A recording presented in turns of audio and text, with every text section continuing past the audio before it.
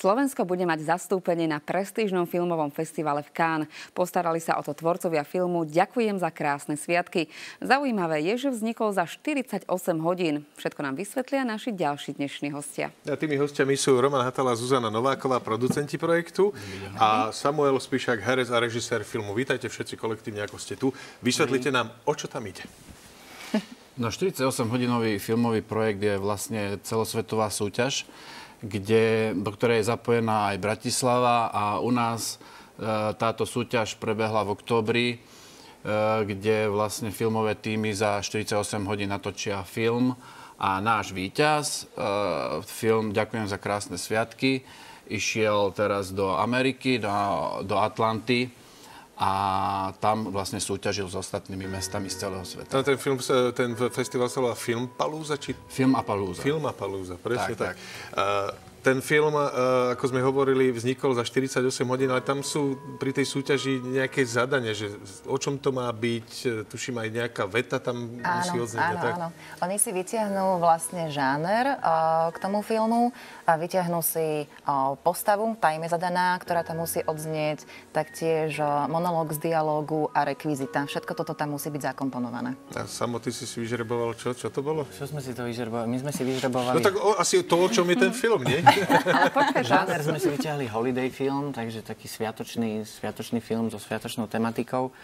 Vetu sme si vyťahli, ja by som aj zostal, keby som neodišiel, a rekvizita bola fľaša. Takže toto všetko sme my museli zakomponovať, a postava bol Karol Vozár Hvezdár. Všetko toto dať dokopy, aby to dávalo nejaký zmysel a pekný príbeh, tak za 48 hodín. Bola to sranda. A výsledný produkt má, tam je to, myslím, od 4 do 7 minút to má mať ten film? Áno, my máme 6 minút. Čiže zmestili ste sa do toho limitu. Áno. Keby to bolo dlhšie, tak je to zle? Áno. Keby to bolo kratšie, je to zle? Je to zle.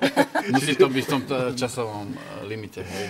Vy ste to robili, ten film, naozaj, že na kolene, veď koniec koncov tá spoločnosť bola, že na kolene production. Áno, to sme si tak vymysleli. Že vás bolo naozaj, že ja neviem, 5 alebo tak, že na prstoch ruky sa to dalo zrátať, ale vraj tie zahraničné týmy, že tam to robia normálne, že veľké štáby. To ma prekvapilo v tej Amerike, pretože naozaj som sa tam stretol s rôznymi zástupcami rôznych tímov z celého sveta.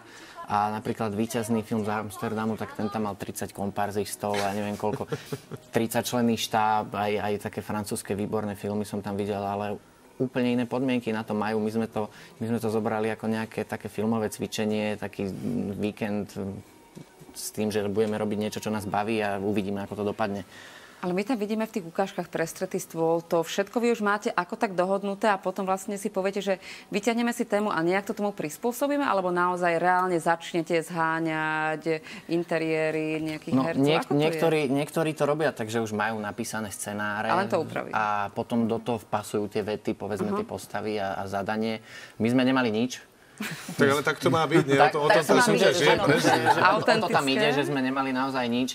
A večer v krčme sme si sadli a začali sme... Dobrá súťaž. Ešte stále nepracovali, iba ste že sme to brali tak študentsky, že sme si sadli a začali sme to vymýšľať a obvolávať hercov, kto vlastne by mohol mať čas na druhý deň. Ani ste nemali dohodnutých? Nie, ale už asi na budúce si dohodneme vopred.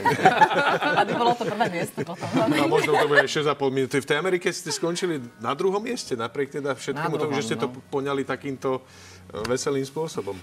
Áno, a to bolo prekvapivé, a zároveň ma to presvedčilo o tom, že asi naozaj je dôležitý ten príbeh, a kľudne môže byť jednoduchý, ale musí byť zaujímavý, milý, a asi to bolo niečo také, čo tých Američanov, aj celú tú medzinárodnú obec tam, ktorá bola, tak ich to oslovilo a sa im to páčilo. A to znamená, že toto umiestnenie na tej Filmapalooze je taká vstupenka na ten festival do Cannes? Dobre som to pochopil? Áno, ideme do Cannes. Áno, je to už isté. Ide sa do Cannes. To znamená, že budú súťažiť v akej kategórii? Alebo súťažiť, ako to je?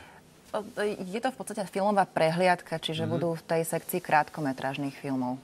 A to bude kedy? Je to medzi 11. a 22. májom.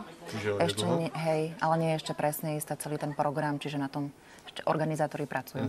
A ďalšia časť toho 48-hodinového filmového projektu bude u nás v našich končinách kedy? Kedy sa to opäť rozdanie? No, ďalší ročník budeme mať znova v októbri, na konci októbra. Takže očakávame, že prídu ďalší filmári, ktorí si to budú chcieť vyskúšať a vyskúšať aj Ameriku ako takú. A pre filmári musí mať človek ako nejaké zručnosti alebo vzdelanie, alebo aby sa mohol zapojiť vôbec do toho? Alebo je to otvorené pre všetkých, kto chce? Je to otvorené úplne pre všetkých, od amatérov cez poloprofesionálov až po profesionálne tímy, kde sa takisto zapájajú do toho profesionálni herci, amatérski herci, ako kto si zloží tím, ako komu sa to podarí. A ozaj dôkazom toho je náš film, ktorý bol naozaj za minimum natočený. To normálne, že stálo aj nejaké peniaze samo? Toto? No tak stálo nás to minimálne to posedenie v piatočnom. 3 kofoly a 10 pív. Tak, to sú ešte také znesiteľné náklady celkom. Ale ozaj minimálne. Detaily, ale je to všetko robené na kolene. A robí sa to v angličtine, či v akom jazyku? My sme to robili po slovensky.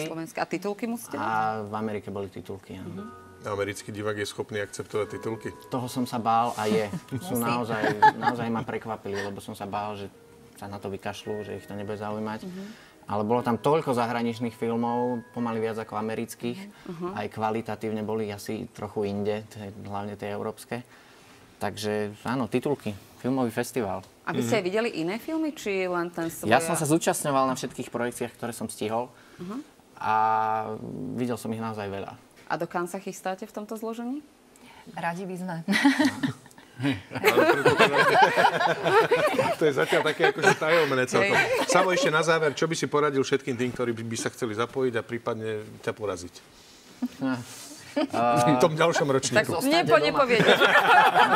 Nie, no. Nezúčastnite sa. Asi to nebrať príliš vážne a nešpekulovať. To bolo celé, že my sme si povedali, že v nejakej jednoduchosti je krása a urobiť to úprimne. Ale mať pár ľudí na telefóne pre istotu. Áno, určite mať nejaké kontakty v mobile. Dobre, ďakujem veľmi pekne. Držíme palce samozrejme, ale musíme ísť ďalej. Presne tak.